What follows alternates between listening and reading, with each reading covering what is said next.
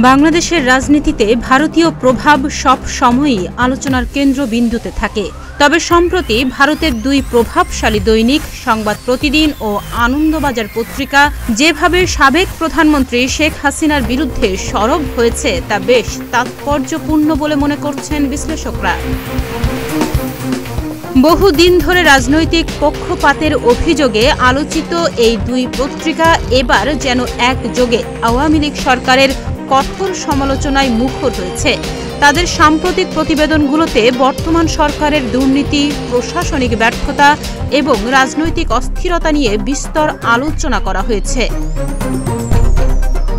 সংবাদ প্রতিদিন পত্রিকায় প্রকাশিত এক প্রতিবেদনের শুরু হয়েছে একটি আবেগঘন বাক্যে, মেয়েটার জন্য কলঙ্কিত হলেন বাবা, যা সরাসরি বঙ্গবন্ধু শেখ মুজিবুর রহমানকে কেন্দ্র করে লেখা হয়েছে, কিন্তু উদ্দেশ্য প্রণোদিতভাবে ইঙ্গিত করা হয়েছে তার কন্যা শেখ হাসিনার দিকেই।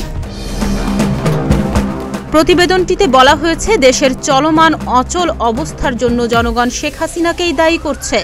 দুর্নীতি ও অদূরদর্শী সিদ্ধান্তের ফলে এই জটিল ও অস্থিতিশীল পরিস্থিতি তৈরি হয়েছে, যা সরকার নিজেই এখন সামাল দিতে হিমশিম খাচ্ছে।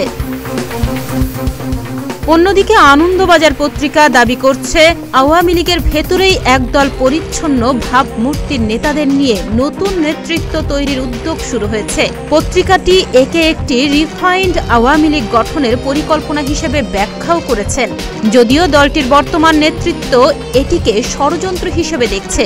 প্রতিবেদনে আরও দাবি করা হয়েছে, এসব পরিচ্ছন্ন নেতার অনেকেই চীন ও পাকিস্তানের সঙ্গে ব্যবসায়িকভাবে যুক্ত এবং সেই স্বার্থ রক্ষার্থে তারা আওয়ামী লীগের বিভাজন ঘটাতে ভূমিকা রাখছেন।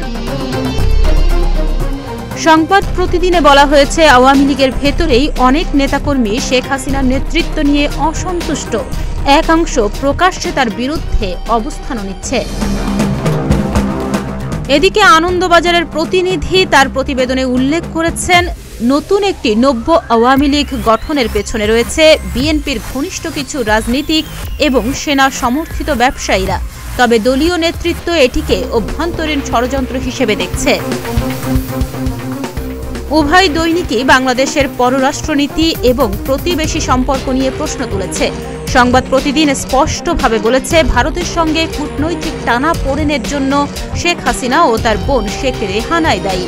তাদের ব্যক্তিগত স্বার্থ এবং একপেশে সিদ্ধান্তের কারণে বাংলাদেশ ভারতের পাশাপাশি পাকিস্তানের সাথেও ভারসাম্যপূর্ণ সম্পর্ক গড়ে তুলতে ব্যর্থ হয়েছে।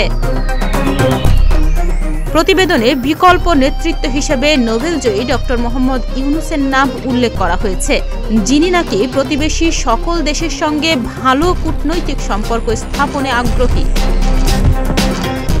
তবে রাজনৈতিক বিশ্লেষকরা মনে করছেন, ভারতের এই দুই প্রভাবশালী সংবাদ মাধ্যমে ধারাবাহিক ও সমন্বিত সমালোচনার মাধ্যমে একটি স্পষ্ট বার্তা দেয়া হয়েছে, ভারতের মিডিয়া এখন আর শেখ হাসিনার নেতৃত্বকে সমর্থন করছে না।